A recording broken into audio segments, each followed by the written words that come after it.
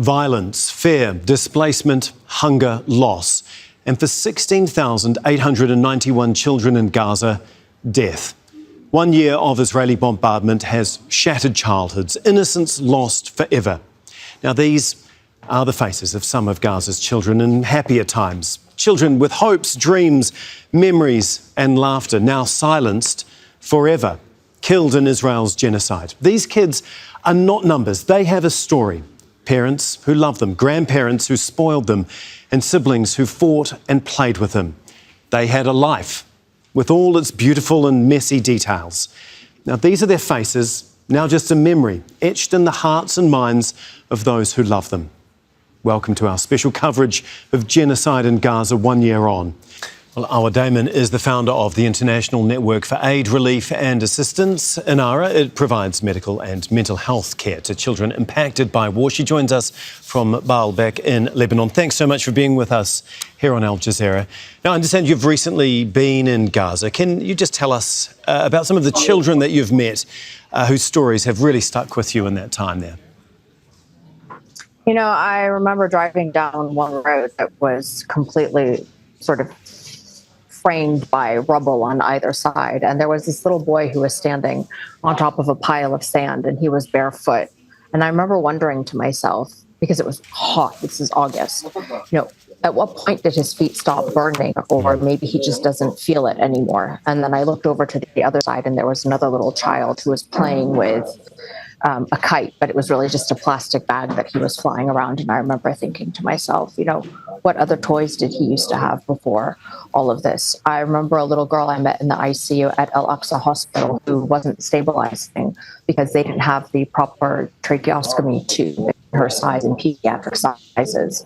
And then I remember a mother who came up to me saying, look, my 7-year-old little boy, every night he screams and he rocks back and forth, and I feel like he's going to go into a seizure. And he's been doing this ever since he saw his younger sister's head blown off. I remember all of the children that, Inara is treating in Turkey and in Egypt. And there's a couple among them who they've just lost their ability to speak. I mean, we see these pictures and we hear these stories.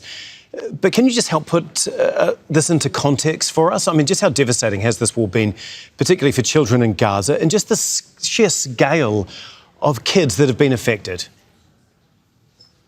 I mean, every child in Gaza has been affected. And we need to take into consideration also that a study that was done by Save the Children prior to October 7th showed that around 80% of Gaza's children already at that point suffered from depression and anxiety.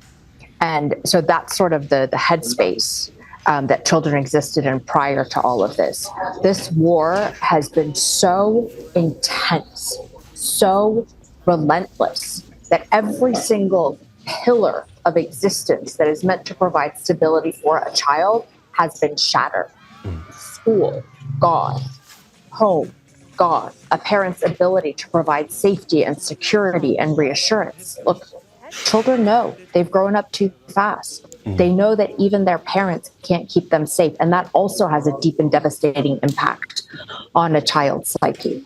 Not to mention those that, have somehow survived these bombings, been pulled out from underneath the rubble only to realize that their entire family is gone. I met a little girl at another hospital in Gaza. She had just come out of surgery and she was with her aunt.